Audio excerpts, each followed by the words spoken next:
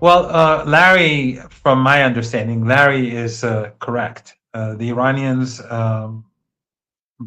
say that the Americans have prepared themselves for an assault. And it doesn't mean it's necessarily going to happen, but there is a strong possibility that the United States will carry out an assault in the coming days, a major attack, and it's quite possible that it will be done with the Israelis.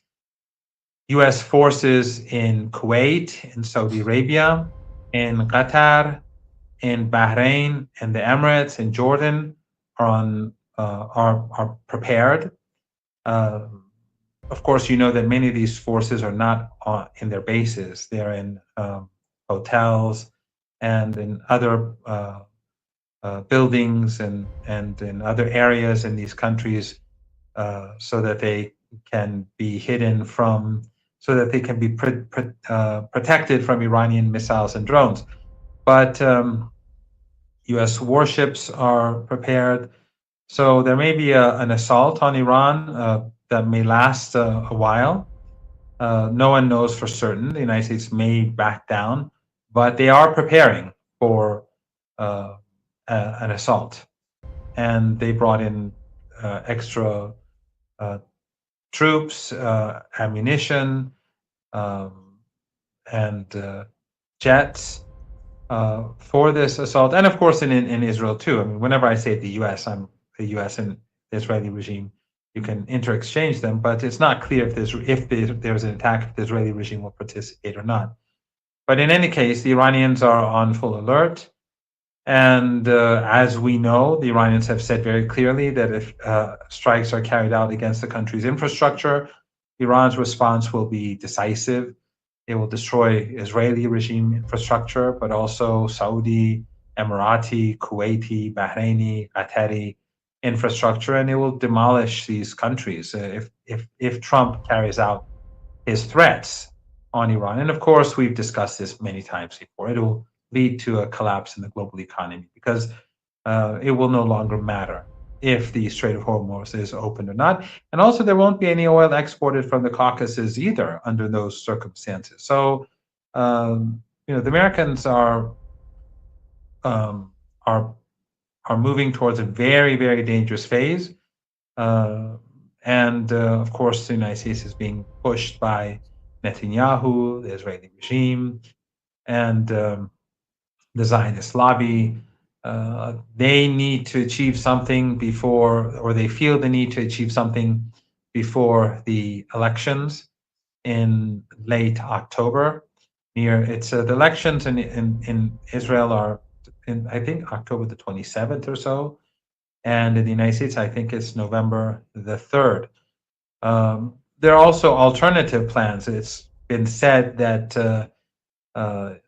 Netanyahu's allies are going to carry out, will possibly carry out major atrocities in the West Bank in order to ethnically cleanse the West Bank and have Palestinians leave, like in when the Israeli regime was created, where they removed the Palestinians from the land.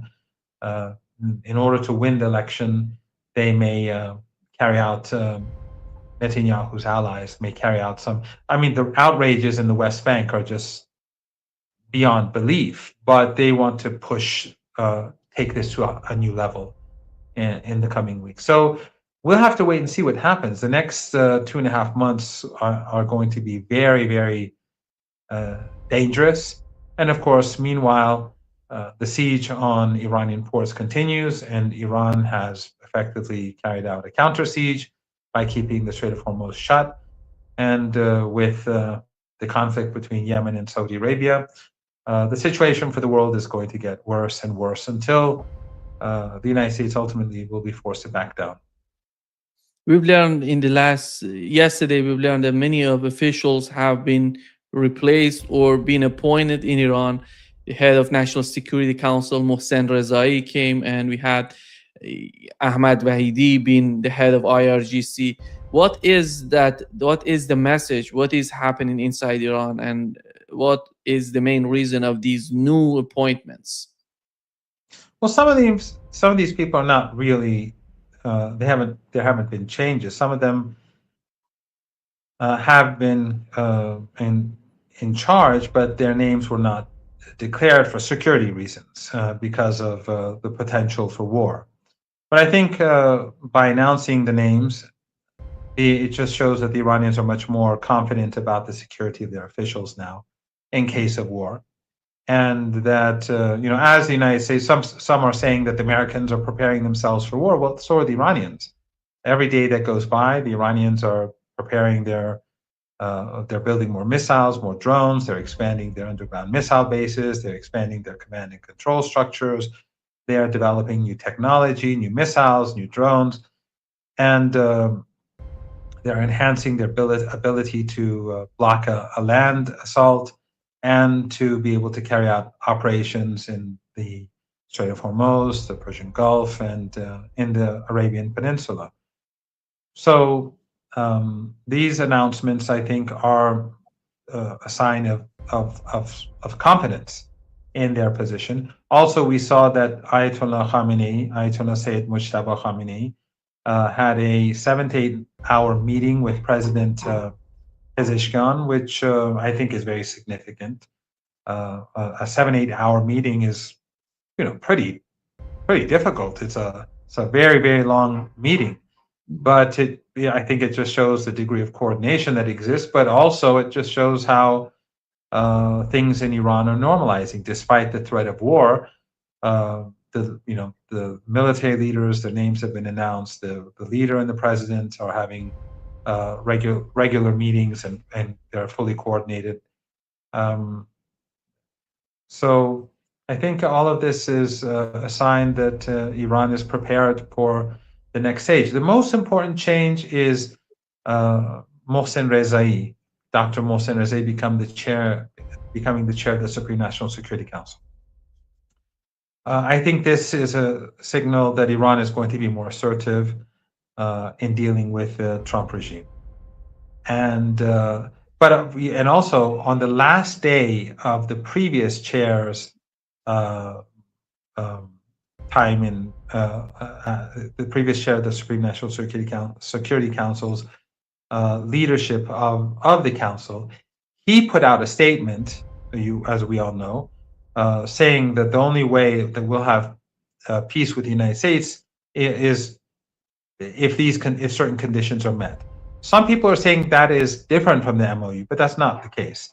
But it is saying that the MOU has to be fully implemented. It's a maximalist approach to the MOU. And so, for example, in the MOU, in Article 1, it speaks about Lebanon and regional allies, right? But here in that letter, all fronts. They call it all fronts. Yeah. Yes, all fronts. In this letter by the outgoing chair of the Supreme National Security Council, Palestine is mentioned specifically. So is Yemen, and so is Iraq alongside Lebanon. And it's not even Gaza; it's Palestine. So this is something that I've been saying on your show many times, that in the MOU, Gaza is included. And Dr. Ghalibaf, the chief negotiator, has said this to a number of Palestinian delegations and to the Palestinian leader, the leader of Hamas, who he spoke with on the phone. So, but it has been more clear that without an end to the genocide in Gaza, without an end to the war on the Palestinian people, this doesn't come to an end. Now, some may say that, well, then there's not going to be an agreement. That's something that the United States will have to think about, because they don't control the Strait of Hormuz. So the outgoing chair, who was, I think, not as assertive as Dr. Mohsen Rezai, his final statement was very hard, was very harsh, was very, was strong. But I think Dr. Rezai's appointment is a sign that Iran is going to be more assertive. And it's also going to strengthen the Supreme National Security Council, because he is a heavyweight. He, as you know, he's a very well-known person in the country. He was the head of the guards when Saddam Hussein invaded Iran. He basically built the guards. He was the chief architect. He created he took the initial steps of creating its Air Force and its Navy too. He was also the longest serving chief of the Revolutionary Guards. He has a PhD, I think, in economics. Maybe I should have looked this up, but I think it has to do with economics. He was the economic, he was the economic deputy of President Raisi, and he's had a host of important jobs during the last 47 years. So, and the Supreme National Security Council is not just about war. It's not just about security. It's about everything. In other words, it's about social issues, economic issues, foreign policy. So all the issues that the state has to deal with is discussed in the Supreme National Security Council. And a heavyweight has to be there to coordinate the president, the head of the judiciary, the head of parliament, the armed forces, the foundations and the state-owned foundations and other entities that are affiliated to the state in order for them to work together more closely, which is very important during these circumstances when the country is at war. So I think we're going to have a stronger Supreme National Security Council, more coordination between the different parts of the state, and a more, let's say, assertive position taken at the negotiating table, on the battlefield, when it comes to dealing with Iran's enemies. I think one of his comments in April was important. He made this comment when the ceasefire was announced. I'm talking about Mohsen Rezai, the new head of this. He basically mentions that the offensive would be the best offensive when it comes to the United States. Do you think that the way that the United States is preparing itself to attack Iran today, you've mentioned that they're preparing for that. They may do this. We don't know if they're going to attack or not. But what would be the reaction on the part of Iranians? Let's assume if they attack, are they going to do the same way that it was before, the southern part of Iran, in the western part of Iran, and attacking these islands? Or are they going to escalate? They may hit some targets in Asaluya, for example, and in the oil facilities in the southern part of Iran. What would be the reaction under the new sort of mindset in Iran if that's the case? It's unclear. We don't know, because during the 40-day war, the United States and the Israeli regime bombed places across the country. They bombed on day one. They bombed schools. They bombed a hospital in Tehran, which is still closed, the Gandhi Hospital, and the pharmaceutical plants was pharmaceutical plants. Yes, the steel industry. They also bombed a sports complex, killing a lot of girls who were playing volleyball, and they used a new missile to do it. And but during the 13-day war, after the U.S. violated the MOU and undermined it and restarted the war, they used a different pattern. The strikes were mostly focused on targets in the Persian Gulf region, the Strait of Hormuz.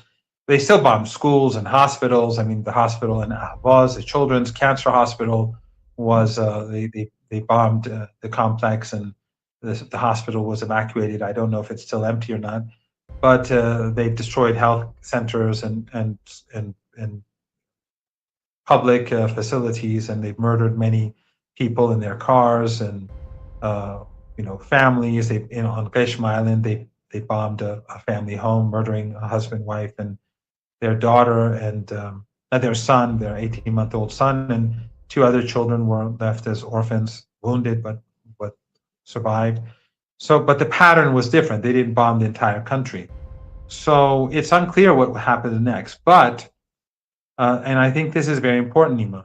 Look at Iran as over the past couple of years. First, they began with True Promise 1. And in True Promise 1, they were checking to see what capabilities the Israeli regime had. The Americans and the Israelis wasted a lot of air defense missiles to take down Iranian drones and missiles. In True Promise 2, the Iranians became more effective, also forcing them to waste a lot of their defenses. And then, but as we moved forward, then the 12-day war, then the 40-day war, we saw that the Iranian capabilities became better and better. And then during the 13 days of fighting, when the United States attacked Iran again, after the United States wrecked the MOU, they attacked Iran for 13 days, and after 13 days they stopped it, but Iran attacked for a couple more days. The Iranians improved their capabilities, were even better than during the 40 days of fighting. So Iran has been consistently getting better on the battlefield. Its capabilities are improving. And as we speak, the Iranians are preparing for the next phase. So although the Iranian economy is obviously hurting, and there's inflation and difficulty, but the Iranian armed forces are more prepared than ever before. So if the United States strikes, I think that the pain that the Iranians will inflict will be enormous.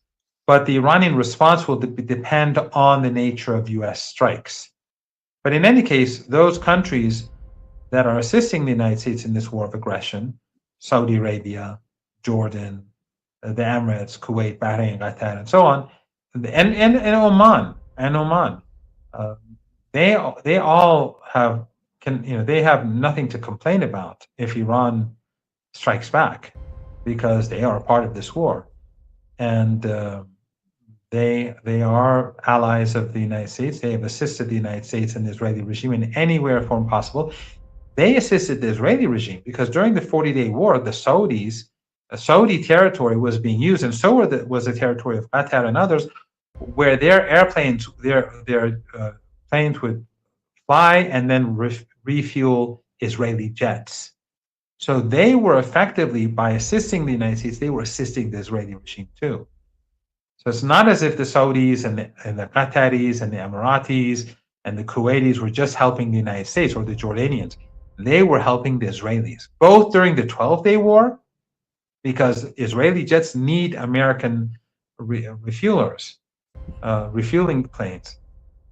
During the 12-day war, they assisted the Israelis, and the 40-day war, and so they've been a part of the assault on the Iranian people for multiple wars. The Saudis in particular, Jordan in particular, but also the rest of them.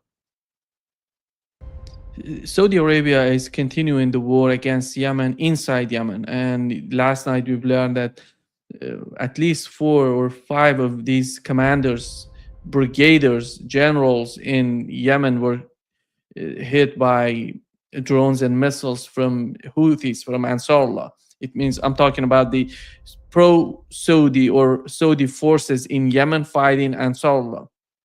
Remember, they just to clarify, the Yemen is the capital of Yemen is Sana'a. It is controlled by Ansarullah and its allies. The government of Yemen is the government that is in Sana'a. For well over a decade, the Saudis and the Emiratis and the West and these regimes in the Persian Gulf and Egypt and Turkey and everyone worked together and helped the Saudis and the Emiratis to dislodge Ansarullah and its allies from Sana'a. But they failed. Why? Because the people support Ansarullah. And so, the entire West and its regional proxies together were working to undermine Ansarullah. And they carried out a genocidal war, just like in Gaza. They starved the people. They slaughtered people. They bombed schools, hospitals. They bombed weddings and school buses and funerals. They did all the sort of the things that we would see in Gaza. Only it was done in silence. The global support, the regional support that we saw grow after Gaza, we didn't see that with Yemen. It was just Iran that supported the people of Yemen, and people, many people in the West who were protesting, who were trying to put pressure on the United States to change its policies. But there was no sympathy. Despite all that, when when Gaza was under assault, it was Yemen, it was Ansarullah that stood up for Gaza, not the Saudis, not the Emiratis, not Turkey, not Egypt, not Jordan, not any of these countries. And that's why the United States attacked them. So the government of Yemen, the real government of Yemen, is the government in Sana'a. That means Ansarullah, what the West likes to call the Houthis. But it's not really Houthis. It's much broader than a tribe. It's the vast majority of the people of Yemen. 80% of the population of Yemen live in the territories controlled by the government in Sana'a. So you're absolutely correct. The Saudis have been using their mercenaries, because they are mercenaries, to attack Ansarullah during the last few days, but they failed. The Ansarullah has been striking them hard across the board. And again, so even though the Saudis, they speak of the legitimate government in Yemen, that's the government that was endorsed by the UN Security Council was only endorsed because of Saudi wealth and Emirati wealth. Otherwise, it's not the legitimate government. It's only the government on paper. The real government is the government that's in Sana'a, the capital. And they've done a very good job over the last few days defending the country against the Saudis and their mercenaries. We've talked about the situation with Saudi Arabia. We know, I don't believe that the United States would attack Yemen even in those old days just because of they want to do this. They have to get paid by Saudi Arabia. It means that Saudi Arabia is paying everybody to attack Yemen. What are they seeking for? What do they want? Do you see any sort of learning curve in Saudi Arabia with what's going on? Yesterday, we learned that another Saudi tanker was hit in the Bab el-Mandab, and they're putting pressure on Saudi Arabia with the blockade. They know how fragile is their economy, Saudi economy, and Yemen, I would say for more than 12 years, they have nothing to lose. They want to fight to the end, but it doesn't seem that Saudi Arabia is perceiving that. Well, what Yemen wants is that after the Saudis lost the genocidal war against Yemen, and again, the Saudis were like the Israeli regime. They starved people with the help of the Americans and others. They starved the people. They imposed a siege in the Red Sea to prevent food from getting in. They wanted to starve people. That was the objective, just like Gaza. And they did that. Many people died of illness and starvation and so on in Yemen. One of the forgotten crimes, but one of the great crimes of our time. In numbers, they said it's in the hundreds of thousands. So Saudi Arabia never lifted the siege, even after the ceasefire. The Yemen ultimately forced Saudi Arabia to accept the ceasefire when they started targeting Saudi facilities a few years ago. And then, but since then, the Saudis have imposed a siege. And they've been preventing women and children because they're trying to really starve the country. And of course, they have the support of, other countries too. Money talks.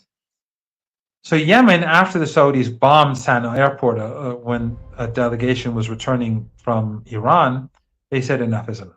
And they started pushing back and imposing their own siege on Saudi Arabia to bring an end to the siege on Yemen.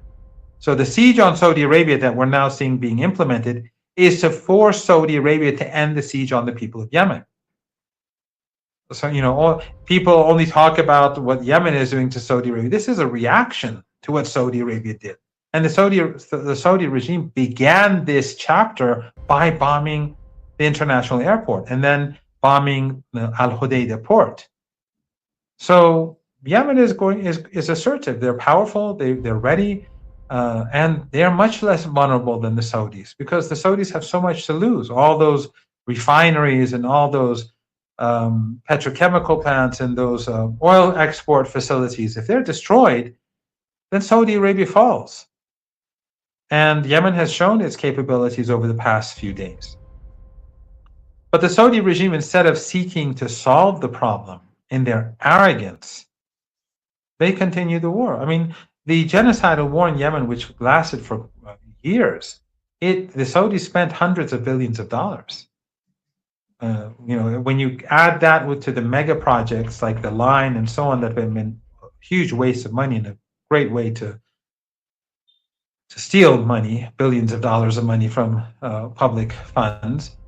The Saudis are not in a financially great position anymore.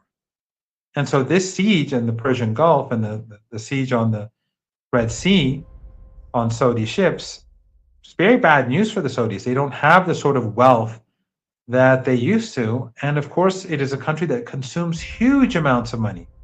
So they're starting to try to take their wealth from US stock market, the bond market, banks in the West. So money has to go back to Saudi Arabia as long as the Americans, of course, allow it. The same is true with other countries in the Persian Gulf, but Saudi Arabia is particularly vulnerable.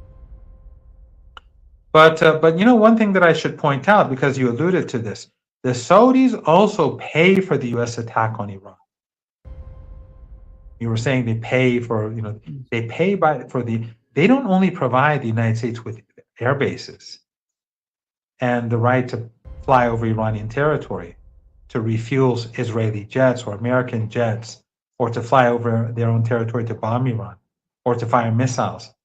No, the Saudis and the Emiratis and the Kuwaitis and Qatar, I don't know about Bahrain, probably it's the same. All of them pay for US costs in their country. It's not as if the United States said, I want a base here, and then the United States pays rent. The United States doesn't pay anything, but also all the costs for those bases have been paid for by the host countries. And during war, the costs increase. And Iran has information that Qatar was having trouble funding the war during the 40 days. The expenses were so high, they didn't have enough in-hand cash to easily pay for everything. So Saudi Arabia and the Emirates were not just assisting the United States, they were funding the war against Iran. And of course, that's what they're doing now. U.S. costs in their country, whether is being taken care of by these regimes. Now, the United States is spending a lot of money anyway, but a big part of the burden is on the shoulders of these family dictatorships in the Persian Gulf region. I'm sure it's not the case with Jordan, because Jordan is a basket case. Yesterday, we learned that General Qani, the head of the Quds branch of IRGC, went to Iraq. It was reported, of course, by Al Arabiya, which is a Saudi outlet. They reported on that. And assuming if that happened, what is the combination of forces right now in Iraq? Because they wanted to respond to Saudi attack, Saudi American attack under soil, which was later on, it means that they're trying to talk with PMF and these forces not to attack Saudi Arabia. And I don't know, I assumed yesterday, if that's correct, if General Qani is in Iraq, maybe they're trying to, they're getting help from Iran and from General Qani to talk with these people, not to attack Saudi Arabia. What is that? Well, if Al Arabiya has said it and no one else has confirmed it, no, I don't consider it to be, necessarily true, because Al Arabiya is very dishonest. I mean, Al Arabiya and the Sky News Arabic and these outlets are utterly corrupted. Al Jazeera, although it is very hostile towards Iran and the resistance, and it's no friend of the Palestinian people. I mean, at the end of the day, they're with the Americans. But I mean, they're good people in Al Jazeera, but it's controlled. And if the Americans told them to shut it down, I have no doubt that they would shut it down in 24 hours, but or less. But even Al Jazeera, if it's a bit, if they say it, then the chances of it being true are more, although they'll put their own slant and their own interpretation on it. But even Al Jazeera is quite misleading. So I don't know if he's been there, so I can't really say much about that. But the relationship between Iran and Iraq is very good. I mean, the only leverage that the United States has over Iraq which is huge, is that it's like Venezuela. Iraqi oil goes to the United States thanks to the stupidity of Saddam Hussein in his brutal invasion of Kuwait, his foolish invasion of Kuwait, and then the defeat of the Iraqis. And I was just reading from some of these pro-Saudi accounts. I don't want to say which ones. They were saying like Iran supported the United States in Iraq in the invasion of Iraq, which is not true. Iran was the only country that did not get involved. Iran was neutral, and actually it was the Saudis who are funding these people who these accounts in neighboring countries of Iran that are accusing Iran. The U.S. forces were based. The bulk of them were based in Saudi Arabia, and the Saudis back then were funding them too. Saudi Arabia paid a huge amount of money for the U.S. forces in Kuwait.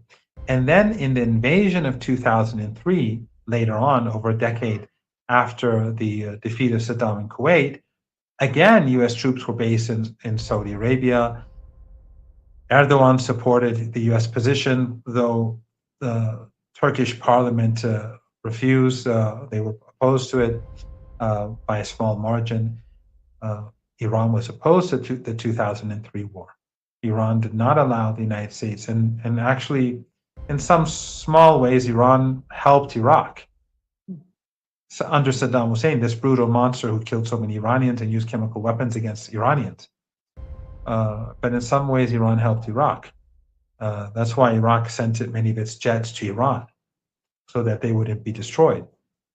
They didn't send them to Saudi Arabia. They didn't send them to Jordan. They didn't send them to Turkey. Saddam Hussein sent those planes to Iran, passenger planes and military aircraft, so that they wouldn't be destroyed. So, these are myths that people, these takfiris or those people on the payroll of Saudi Arabia and other countries, oil and gas-rich countries, spread. But Iran never supported the United States in Iraq neither of the wars. In fact, Trump is accusing Iran of everything that happened to the United States in Iraq. It's really extraordinary how Iran is accused of both things at the same time, being on both sides at the same time. But in any case, the Iranians, they stood against the United States. But when the United States took Iraq, the Iranians sent their allies into the country to infiltrate and to take over and to basically try to undermine the United States in different ways, by being in government, by being in opposition, by the military groups on the ground. So the Iranians worked to undermine Iran, and one of the reasons why the empire is so weak is because of what Iran did in Iraq, what Iran did in Afghanistan. Iran supported the Taliban in undermining the U.S. occupation. And I've said this before in your show, that just as in Syria, the takfiris have been promoting this narrative that Iran supported the Iran support for the Syrian government was sectarian, which was utter nonsense. Iran was opposing the U.S.-Israeli led plan to undermine Syria, which regional countries participated in, and used sectarianism to hide the truth behind this dirty war. But Iran was standing up against the empire in Syria. Iran was doing the same in Afghanistan, and Iran was supporting the Taliban, not the first generation of the Taliban, which was, they slaughtered people and they murdered Iranians. But after 9/11 and the U.S. occupation of Afghanistan, a new generation of Taliban leaders emerged, who are different. We still have big differences over things like female education, girls' education, schools, universities, and all that. But Iran saw that the United States occupation was the worst thing possible for Afghanistan and the region. So Iran began cooperating with the Taliban and helping the Taliban undermine the United States. And it was only Iran that was supporting this. And of course, in Afghanistan, it was the exact opposite of Syria. In Afghanistan, some of the Shias and the Tajiks, the Persian speakers, and the Uzbeks were blaming Iran and attacking Iran for supporting the Taliban. For Iran, the priority in Afghanistan, in Syria, in Iraq, and across the board is kicking the empire out, because that is the worst possible scenario for the region. So Iran will tolerate the insults from the Takfiris in Syria and some of the Shias and the Persian speakers and the Uzbeks and Afghanistan, but they see that the top priority is this sinister U.S. occupation that has to be dealt with, and they've been successful. So this war is, if you put all these together, the defeat of the United States by the Islamic Republic of Iran has been going on since the occupation began since the occupation of Afghanistan and Iraq. But I digress. I didn't respond to your question properly. But I think that's important, because the whole concept of having American bases in the West Asia is based on the Iran is promoting instability in the region. Iran is the enemy, while the history is quite the opposite. You look at the war, for example, Saddam Hussein wanted Iran to cooperate with him against Kuwait. He wanted Iran, he said that we're going to be with you, and they sent a letter to Iranians. Iraqis sent a letter under Saddam Hussein. They wanted Iran to help them. He wanted not only Kuwait, he wanted Saudi Arabia, he wanted all that territory all together. And Iran didn't cooperate with him, despite having those. But after all, you see, everything is coming against Iran when it comes to the region, the talking points or the rhetoric, the propaganda, it's all against Iran. I mean, the Americans wanted Iran to work with them in both during the occupation of Kuwait, even though Iran condemned the occupation, but Iran refused. And Iran could have received huge concessions back then. The Americans didn't know that there would be a walkover. They thought this would be a very difficult war. And then, of course, in the invasion of Iraq, Iran could have, taken parts of Iraqi territory and said this is in compensation for the war. Iran never did anything like that. Iran never, as we speak, I don't know about right now, actually, because the United States damaged Iran's electrical power plants and Iran's gas field. But until before the war, Iran was providing Iraq with electricity and natural gas. I don't know if we still do. And the Iraqis weren't paying because Iraqi oil is in U.S. banks, oil money. So the United States, I didn't answer the question. This is where the United States have a stranglehold over Iraq. They control Iraq's money.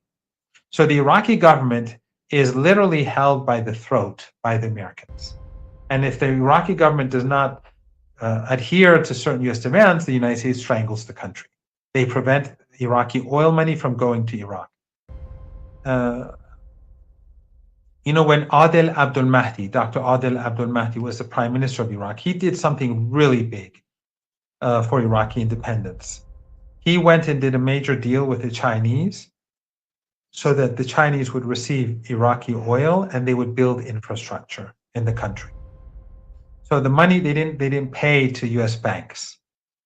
And what did the United States do? They overthrew Adel Abdul Mahdi. They overthrew the prime minister because they saw that he was undermining the U.S. stranglehold over Iraq. So today, Iraq's problem, the people of Iraq are with the resistance. They're with the Palestinians. We saw the funeral of the martyr Ayatollah Khamenei in Iraq. Millions of people participated in 50 degrees heat, right? Millions. Even the West could no longer deny it, just like the funerals in Tehran. For the first time, they could not deny these numbers. But the Americans strangled the government. They threatened the prime minister. We will starve you if you do this or that. And so there is the Iraqi, the situation in Iraq is where the hearts and minds are with the Iranians, the resistance, the Palestinians, but the Americans are holding the government by the throat. In the elections in Iraq, Iran's allies, Iran's friends won the elections. A strong majority in the Iraqi parliament are allies of Iran, are friends of Iran. But the United States holds them by the throat. This is how the so-called, I mean, people, I don't think anyone believes in the free world or the civilized world anymore. Those, what they used to say in the past about the West and the United States. But, that's how it works. Democracy in Iraq is something that the Americans would never tolerate. Yeah. Yesterday, Donald Trump said that the strait is open and everything is going well. And today we've learned that the oil price climbed more than 2% to their highest level in over a week, as experienced, as expectation for a U.S.-Iran arrangement to end the war and reopening the Strait of Hormuz weakening as we talk. And the Brent crude oil rose to around 89.73 a barrel. This is the highest since July 31st. And Donald Trump, in another point that he mentioned yesterday, was that the strait was mine swept. And who's doing this? Are those mines still there? Who's doing the job to remove those mines from the strait? Because Donald Trump said that those mines were removed from the strait. Who knows? I mean, Trump, nothing that he says we can take seriously on any topic. But the fact is that very little oil is getting through. I think a few million barrels a day at most sometimes get through during a day. Maybe at most, maybe 4 million, 5 million barrels. Sometimes much less, depending on the Iranian strike tankers, as we know, that violate the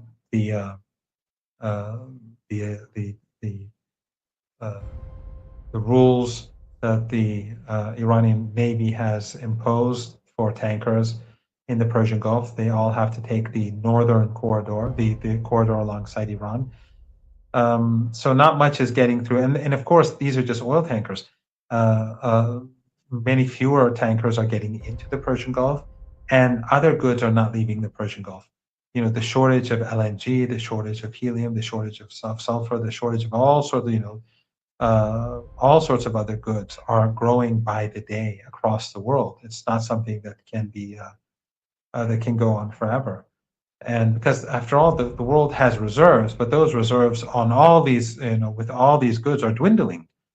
The United States can manipulate markets, but they can't do it forever. The fertilizer crisis, we're going to see huge shortages and huge rise in the price of food next year, and in the year after, most probably. The shortage of, the United States manipulates the price of oil, but the shortages, there will be shortages. And with regards to refined fuel, there are already shortages due to the refiners not working not exporting in the Persian Gulf, but also what's going on in Russia and the fact that the Chinese have not been using their export capabilities for a while. So the global economic situation is going to get increasingly worse. And Trump can say that the strait is open all he wants, but if it was, then he could just, ignore he doesn't have to say it every day. When he every day he has to say that we're in control of the Strait of Hormuz, everything is fine, that means something is not fine. That things are not going well. If I tell you every day, oh no, I'm good, I'm healthy, don't worry, I'm healthy, every single day, that means probably something is wrong. This is not sustainable for the global economy. But we've gone over this discussion numerous times. Your audience knows this. But with the situation in Japan, which we've also discussed before, this will ultimately explode. It will affect the bond market in the United States, no doubt. And then simultaneously, as the Japanese are going to probably be forced to withdraw money from the bond market, the Chinese are probably going to continue taking money from the bond market. And then we have to look at the Saudis and the Emiratis and the Kuwaitis and the Qataris, they have money in US banks. They have money in the stock market. They have money in the bond market. But they're not making much money now. And they are consumer societies. They consume a huge amount of money. So they're starting to withdraw their assets. And I don't know how, if the Americans will allow them to do that up to a point. Trump was expecting to take trillions of dollars, milk these countries further, and take trillions of dollars for AI. But now the cows have no milk, and so the money that they have in the United States, a lot of it, if they're going to sustain themselves, a lot of that money is going to have to be withdrawn and spent in these regimes. So, and as I said, the situation in Saudi Arabia in particular, being far more important than the others, is not good. They do not have the sort of wealth that they could have had because of the foolish policies that they took, over the last decade. The foreign ministry, yeah. The foreign ministry of Qatar reported that negotiations between Iran and Oman have reached an advanced stage, adding that they have received positive feedback from both sides, from Iranians and from Omanis. What do we know about the negotiations? After all, the mechanism should be defined. It doesn't matter. We've learned from the Iranian foreign ministry that it doesn't matter. The opening of the Strait of Hormuz is something else, but defining a new mechanism for the Strait of Hormuz. He was talking about new routes being defined by technical teams in Iran and in Oman, it seems. And what do we know about the negotiations between the two sides? The negotiations have been over for quite a while. I mean, the Qatari statement doesn't mean anything. The negotiations are over. There is no disagreement. As far as I know, they can sign the agreement at any point, at any time they want. But I don't think there's an interest for Iran to do so right now because of the siege on the U.S. siege, and because the United States is unwilling to fulfill its promises. Even though Trump signed the MOU, the United States is not willing to carry out its obligations. And as I said before, Trump's signature is worthless, and he showed it by violating the MOU. And if you've noticed, and as I'm sure you have, Western media, Western senators, Western American senators, congressmen and women, and European politicians, and European media outlets, none of them say that Trump should abide by the MOU. He signed it. No one says that. New York Times doesn't say that. Why? Because for them, violating commitments is fine. The collective West, when I say collective West, I'm speaking about the regimes. The collective West believes that they're superior. They believe that if they sign something, especially the United States, they don't have to abide by it. They're above the law. They have special privileges. So Trump's signature, the signature of all U.S. presidents never meant all that much. But Trump's in particular means nothing. So the United States violates a deal, tears it. No one in the West says, why are you violating the deal? No one. Democrat, Republican. They may be hostile towards him for starting the war because he failed. If he had succeeded, they would have supported it. But because he failed and because they hate him, they're using this to attack him. But it's not because they care for the 168 kids in Minam. It's not because they care for the teenagers, the teenagers, the girls who are playing volleyball in the sports stadium. No, they don't care. None of them care. European MPs, you don't see any European parliaments putting out statements condemning these acts or demanding that the United States abide by its commitments. No, that doesn't happen. So the Iranians, but in any case, as long as the United States does not abide by its commitments in the MOU, the Strait of Hormuz is not going to be open. As long as there's no move in that direction to lift the siege, to move towards implementing the MOU. So there's no reason for Iran or there's very little reason for Iran and Oman to sign the deal. right? So it's already ready. Maybe they will sign it in the coming days, but they're in no rush. But the deal is basically it's been agreed upon. There are no differences between the two sides. Iran will take fees, and Iran will have oversight over the routes, and the evolution of the movement of ships from two corridors to one.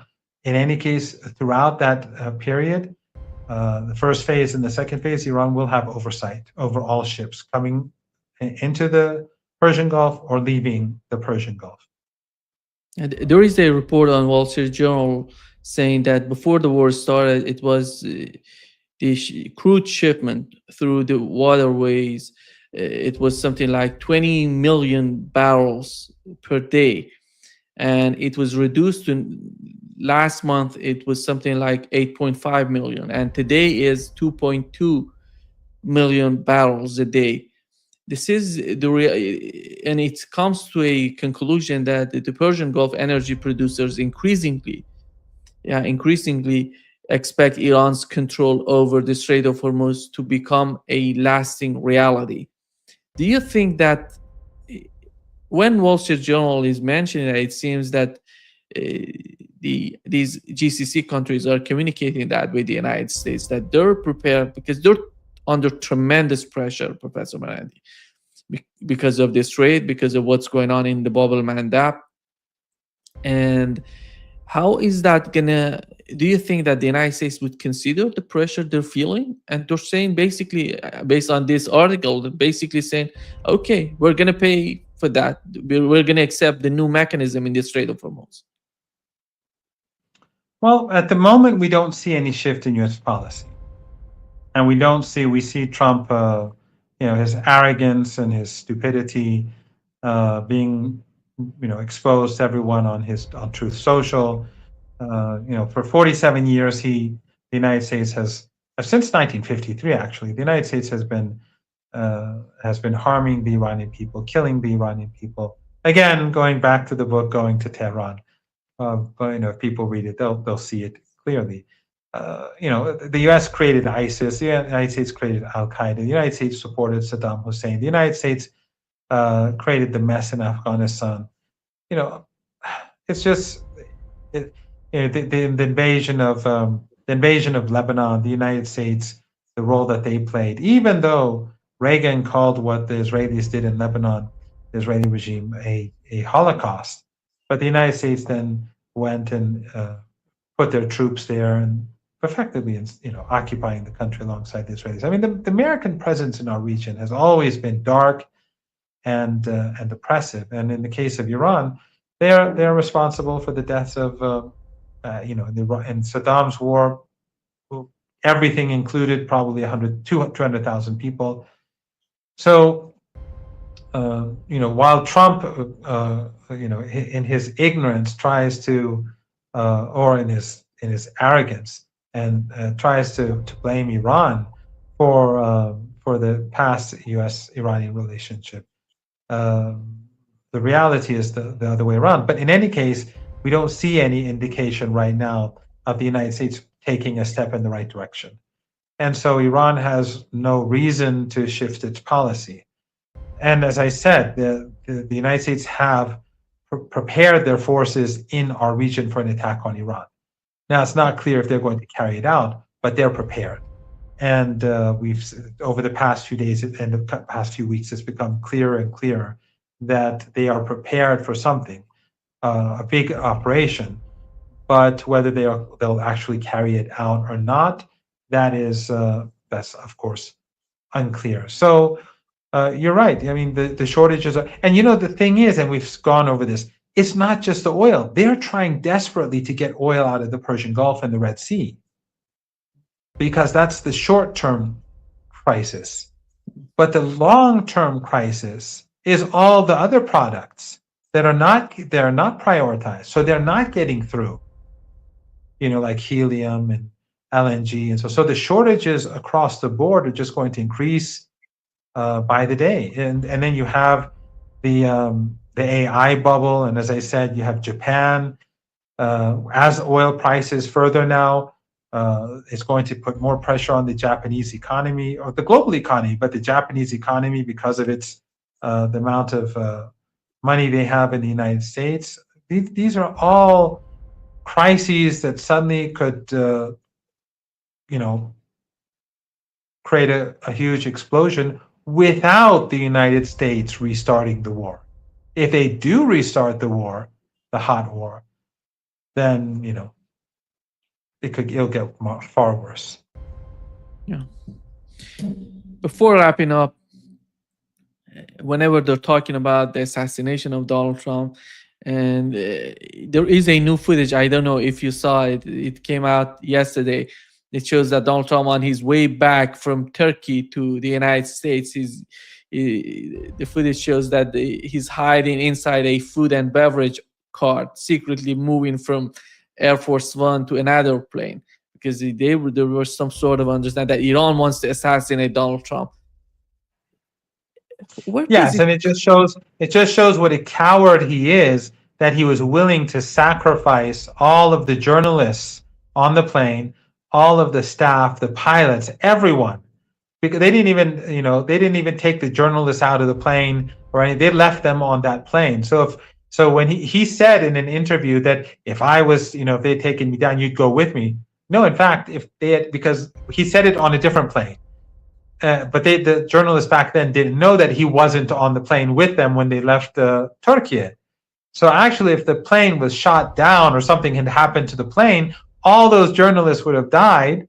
If let's assume that this threat was true, But in any case, he was saying that you'd die with him. No, he would have survived, but all the journalists would have died. So he didn't care about the journalists. He didn't care about those people who were on the plane. And if they had known that he was taken off the plane, secretly taken off the plane, do you think those journalists would have stayed on the plane?